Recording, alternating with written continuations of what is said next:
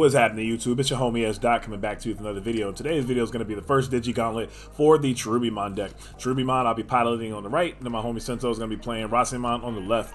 So he's going to start with hatching an Upa and Digivolve into the Rasenmon. Rasenmon is, funnily enough, the only Digiburst rookie that got a holo and an alternate art as well. So if you're not familiar with that, it's inheritable in your turn. When this card is trash due to activating this Digimon's Digiburst, return this card to the owner's hand. So you'll be able to recycle that card to your hand in order to follow up on the next turn with Digivolving into the Rasenmon once again.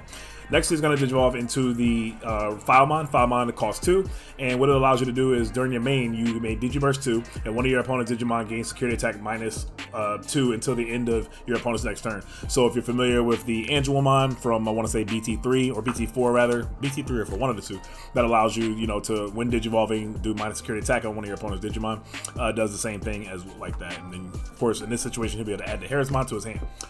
I'm going to start off with playing a Mimi. Mimi's going to put me at 0. Then I'm going to follow up with the Bokomon. Pretty strong, solid start to be able to play 2 cards from my hand. No rookie, but this deck doesn't really play a bunch of yellow rookies, so I'm not surprised it didn't open with that, but it's fine. Still had a strong start either way. Got a Rihimon and a Koichi. Rasenmon player decides to raise the Filemon. If he Digiburst 2 here to minus 2 security attack on the Boko, I really don't care in this situation because I'm not attacking with the Boko probably for a while, especially against this deck. I don't think he gets rid of Bokos easily, at least not right at this moment. So, but I get why he's doing it though. He's doing the Digiburst in order to get the Rasenmon back to his hand, in order for him to be able to follow up into hatching an egg and Digivolve and having a rookie on the following turn. Gonna Digivolve into the Stephomon. Shout out to Stephomon, probably one of my favorite cards of all time now because it literally has the first 4 letters of my name. Stephomon is so cool.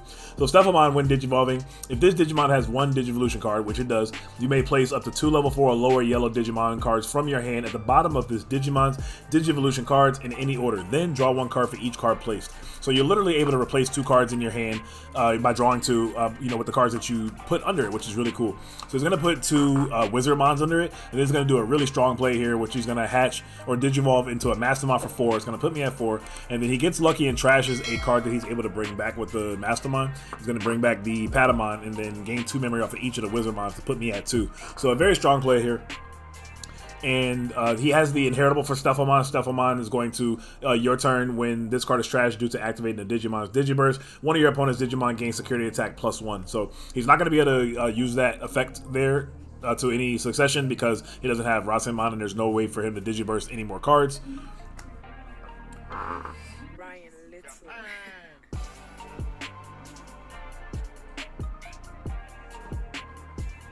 Oh, okay, yeah, he was drawing. I was wondering why he drew 2 cards. I was about to say, you cheater. So he's drawing the 2 cards from the Stephomon, as I just read off when I read his Wind Digivolving effect. I think he forgot to do so, but it didn't change anything too much. You draw for Digivolution, or you draw for the 2 for the Stephomon, and then you draw for the Digivolution. So you're drawing 3 cards no matter what. So that didn't really change too much at all.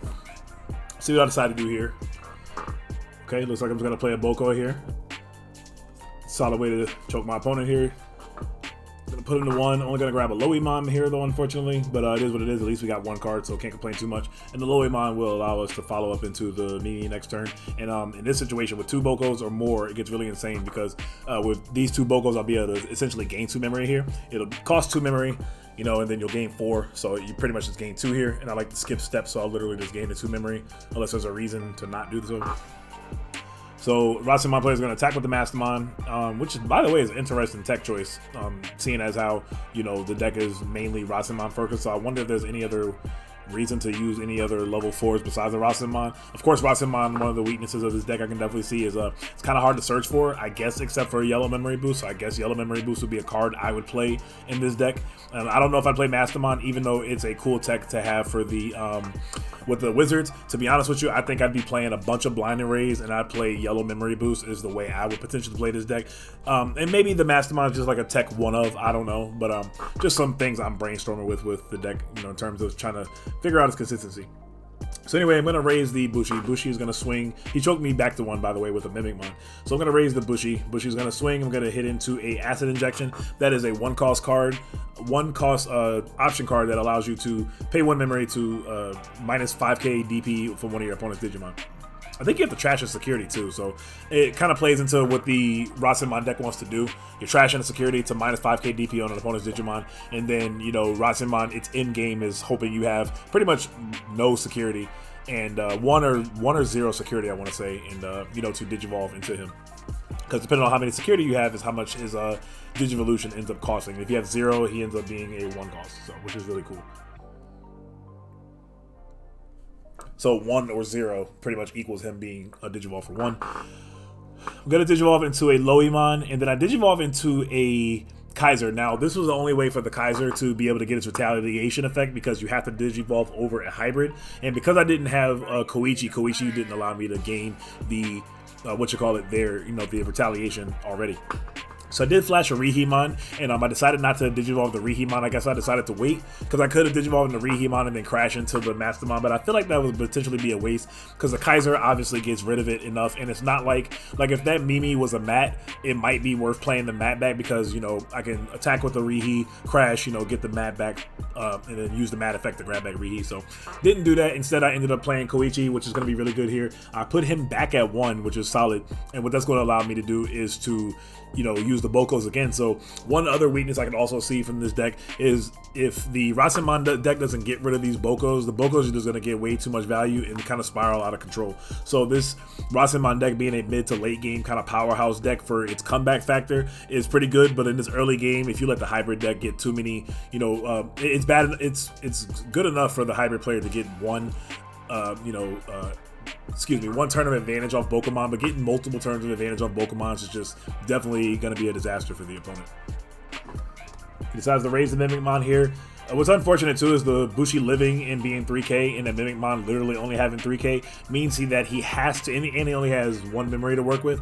The best thing he can do right here to not literally lose next turn is to crash the, unless he has Blinding Ray, which Blinding Ray would actually still put him in a unfortunate position, because I still would have 2 attacks with the Boko, and then with each Boko, 1 attack each with each of the Bokos, and then, you know, the Koichi obviously into, you know, whatever hybrid I have in hand, if I do have a hybrid in hand. So yeah, in order to not lose this turn, he's going to have to crash the Mimikmon into the Bushi, because now I only have 3 attacks, 3 potential attacks to his 3 security. And he has the Patamon on the field. Not sure what a lot he can do with this Patamon. Maybe he can Digivolve over into another champion in his hand for 2 costs to choke me back at 1. But it's still not going to matter too much, unfortunately, because with 2 Bokos on the field, I'll be able to gain 2 memory in that sense. So pretty powerful stuff. And it looks like he is going to attack with the Patamon. Patamon is going to hit a Rihimon, so okay. And again, even if he puts me at 1, I'll definitely be able to go to 3, because just having a hybrid in this sense is just going to be really good here, and gave me the 2 memory.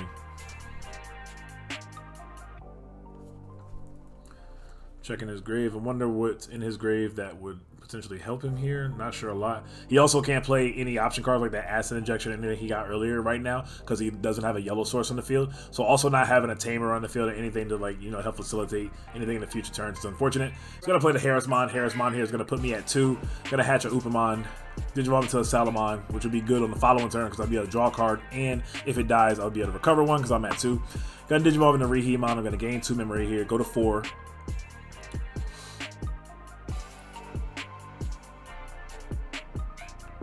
And because it's not game here this turn, I don't know if there's a reason to really attack out and, you know, hit any potential tamers or anything. Like hitting a TK right here would not necessarily put him back in the game, but I kind of just want to, like, while I have the upper hand, just kind of keep it pretty much. So I'm going to Digivolve Rihi for 1. And so, okay, I am going to swing here for once, and I definitely don't care if it dies or not, because I have a recursion in the, you know, the graveyard in order to bring back, you know, a tamer, excuse me, for Rihi. But I'm just going to simply Digivolve into Ruby here for 4. It's going to put him at 1. And then I'm also, did I really just do that? I had 2 Cherubies in hand, clearly, because I Digivolved into the regular art Cherubi, but then I was like, nope, let me use the alt art Cherubi. Or maybe I just drew it off the Cherubi. That's the only thing I can think of. I think I probably Digivolved Cherubi and then drew into, I don't know, maybe I'm just being extra.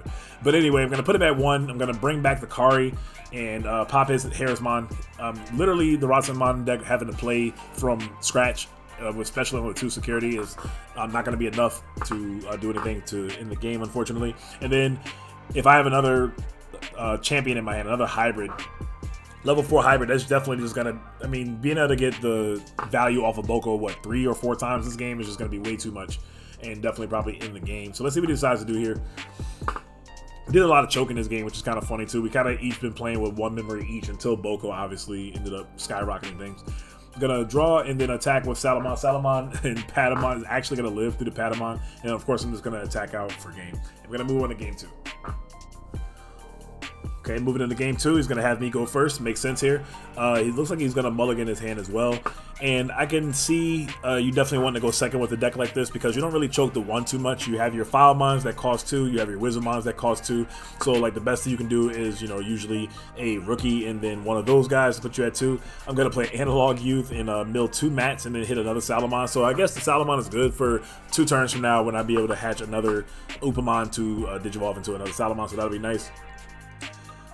Rasenmon player is going to Digivolve, draw a card, and then hatch a, looks like a BB-Mon there, and Digivolve into a Harrismon, which is probably the egg that you always want to see, or the rookie that you always want to see. Digivolve into the Wizardmon, and then going to play a TK. So this is definitely a way better start than he had from the first game. TK allowing him to add a yellow card from his security stack and then recover 1.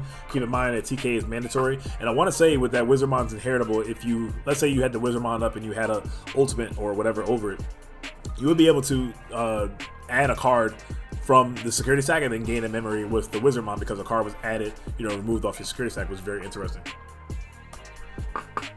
He does put me at 4, but I don't have a lot going on here right now. I'm just gonna grab the Stephomon. Shout out to Stephomon. Steph, let's get it. And that's perfect for him to be able to Digivolve right over that Wizardmon on the following turn. I'm going to draw for turn, and I'm going to attack with the Salamon. Salamon's going to hit that 1K. So there's a couple of decks where that affects the blue hybrid deck that plays the Magna Garuru package, and then, of course, red hybrid that plays Takuya. You do have those 1K Flamemon and Cherubimons, respectively, where 2K actually will have you survive, which is so crazy. So he did give me 3 memory. No, he gave me 4 memory, actually, and I don't think I'm going to be able to use that last bit of memory, that last 1 memory to any succession. I'm just going to play Koichi. Koichi's going to put him at 3. I'm going to draw a card on play and pitch a card from my hand. Let's see what I decide to pitch. I decided to pitch a Kari. Kari is not something I think I need that much in this matchup. Maybe like if he goes for that. Yeah, even when he goes for that in-game Rasenmon, most of the time it's going to be 1 cost or maybe even 2 costs or whatever. So definitely Kari's probably not that good in this matchup. And if I do decide I need it later, I do have the Rihimon that can potentially bring it back, or of course Cherubimon. Rasenmon player is going to raise the Wizardmon here. I'm expecting a Stephomon because he got the Stephomon earlier, and I don't see if there's a reason to Digivolve it anything else. And that'll allow him to put up to 2 sources from the Stephomon under, or excuse me, from his hand under the Stephomon and replace those cards with just by simply drawing a card, which would be really nice.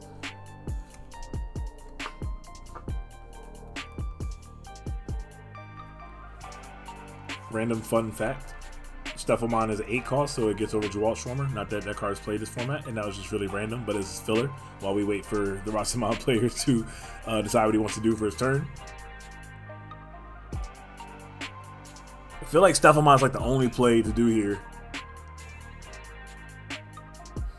Yep, Digivolve into Stephomon, so when Digivolve in effect, he will be able to add 2 cards, allow him to add 2 cards from his hand under the Digivolution sources. Does it matter where it goes specifically?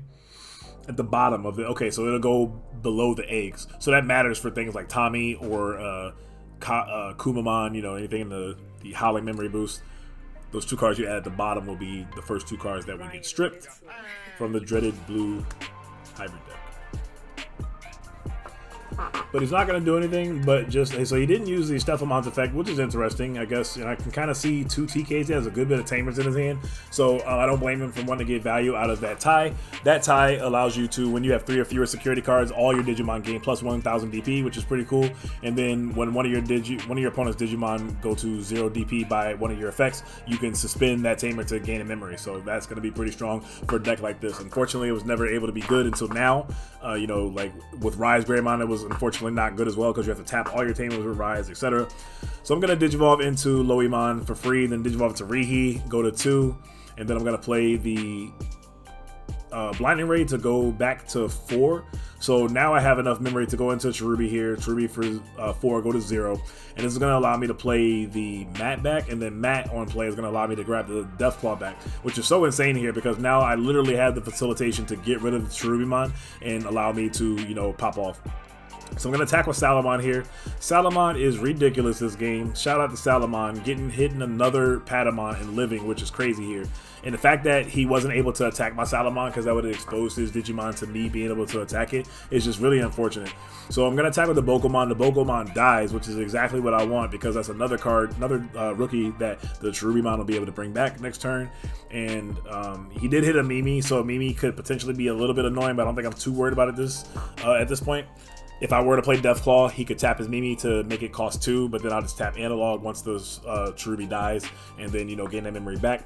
I'm going to play a Koichi because it didn't make sense to try to use the Deathclaw this turn because the mat technically has Summoning Sickness because I just played the mat, so I wouldn't be able to, well, I could Digivolve into a hybrid, but I wouldn't be able to attack with it. So that's something to note. So I'm just going to decide to Digivolve into, or play a Koichi rather this turn, and pitch a Bushi, which will literally be able to come back on the following turn. So just pretty much have to set up here. This is probably his last turn. No, this is going to be his last turn. So they're going to have to go for broke here and do some pretty cool stuff. Let's see if we can get Rasenmon to come into action and try to do some cool stuff. So he's going to play a Blinding Ray. Blinding Ray is going to put him at 5, and then he's going to go to 6 with the Mimi. So trash 1 security to gain 3 memory. Seems good. And now he has the Rasenmon, and here it is. Yeah, there's no reason not to Blinding Ray first.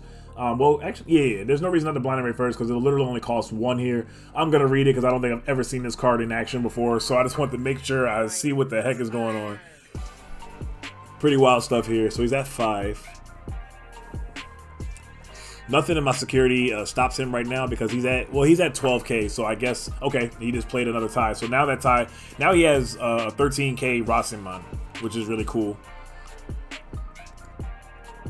It doesn't make sense to do the Digiburst 4 here. So, of course, I got to mention again, his Digivolution cost is equal to your security. So, if you have 1 or 0 security, it only costs 1. Because if you have 0, it says on the card that his Digivolution cost will be for 1. That would be crazy if you just be able to, you know, if you were just able to Digivolve for 0. But he's going to be 13k. Oh, excuse me. And its main effect is you can Digiburst up to 4. And then minus one of your opponent's Digimon get minus 3k DP for, you know, each card you Digiburst. So, instead of using the Digiburst to minus 12 on my Cherubi, and then I tap the Analog anyway and gain the 2 rookies back, he's gonna very wisely attack first, and then because he's at 13k to my 12k, but he's gonna Digiburst 2 here. Rasenmon should go back to his hand. He may or may not remember. This is his last turn too, though, so it doesn't really matter, I guess. And then yep, he's gonna kill my Bokomon. Now he Digiburst 2 cards total. He Digiburst up to 4. So I think you could Digiburst, yeah, 1 each at a time, because you can do it as many times as you want. You can Digiburst 1, Digiburst 1, Digiburst 1, Digiburst 1.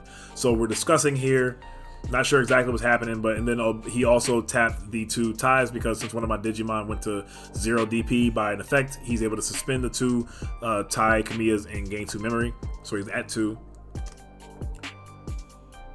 I don't know what we're thinking about or talking about here. For the Salamon, he would have to Digiburst 2 cards and do 6,000 to it because the Salamon of course has 4k, so the 3k won't be enough. Okay, gain the memory. I don't know why he gained another memory, but we'll run with it.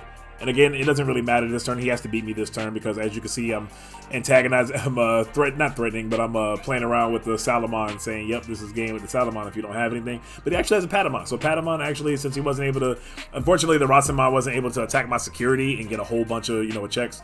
But I'm easily gonna just be able to bring up the Salamon and attack, and then Digivolve to a hybrid.